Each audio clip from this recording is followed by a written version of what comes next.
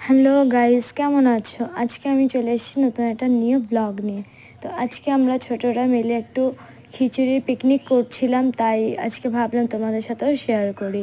আমরা ফার্স্টে ছোটরা মিলে এই খিচুড়ি পিকনিকগুলো করছিলাম, রান্না বান্না করছিলাম। আমাদের দ্বারা হচ্ছিল না বলে আর একটা কাকু এসে হেল্প করছে, যারা রান্না করছে।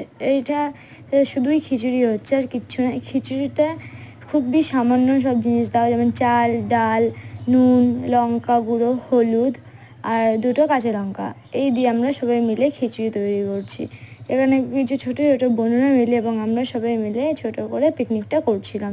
এর মধ্যে আলু টালু সব দেওয়া আছে। তো চলো,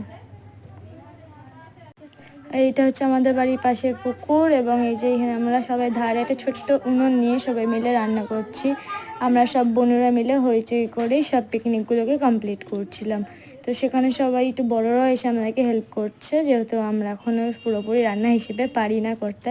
এখানে বোনটা কান্না করছিল, ওর খিদা লেগে গেছিলো তাই। আর এখানে এখন আমরা কলা পাতা কাটাকাটি করছি আর এদিকে খিচুড়ি তৈরি হচ্ছে আমরা খাবো বলে। ও আর আমরা মিলে সবাই মিলে দুজনে মিলে আমরা এইটা বানিয়েছি। আর আমরা ফার্স্টে ভেবেছিলাম এই বাটিটাতে খাবার, বোনেরা বলছিল যে ওরা কলা পাতায় খাবে, তো এর জন্য ওদের জন্য কলা পাতা কাটা হচ্ছিলো আর আমি একটু ভিডিও করে নিচ্ছিলাম। ওই বোনটা কলা পাতা নিয়ে হাতে নিয়ে ঘুরছিল আর ওর মা ওকে ডাকতে এসছে। আর এদিকে আমাদের খিচুড়িও হচ্ছে উনুনে আস্তে আস্তে, আর বনুটা কলা পাতা নিয়ে সবাই মিলে দৌড়ে বেড়াচ্ছে যে কে কোন কলা পাতায় খাবে এবং ধুতে যাচ্ছে। আর এদিকে আমাদের ততক্ষণে খিচুড়িটাও তৈরি হয়ে যাচ্ছে। এবারে আমরা নিয়ে নিচ্ছি আমাদের জন্য খিচুড়িটা, যেহেতু এটা আমরা খাবো। আর ওদিকে গিয়ে দেখতেই পাচ্ছ পুকুর রয়েছে, তো আমরা এখন একটু আমরা দুজনেই এই বাটিটা খাবো বলে ফার্স্টে ভেবেছিলাম।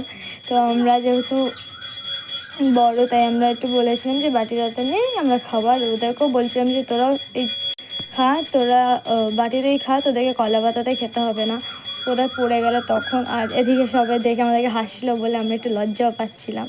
তো আমরা সবার সাথে একটু মিলে মিশে সবাই একসঙ্গে মিলে খিচুড়ি তুলে নিচ্ছি এবং সবার জন্য বোনদের জন্য রেখেছিলাম। তারপর বোনরা অনেক বকাবকির পর ওরাও বাটি নিয়ে চলে এসছে, দুজনেই দুটো থালা নিয়ে এসছে। আর আমরা ফার্স্টে ভেবেছিলাম এই নিচটায় খাবো পুকুর ধারে হাওয়া খেতে খেতে, বাট সবাই বকাবকি করার জন্য আবার আমরা এই ওপরটাতে চলে আসলাম।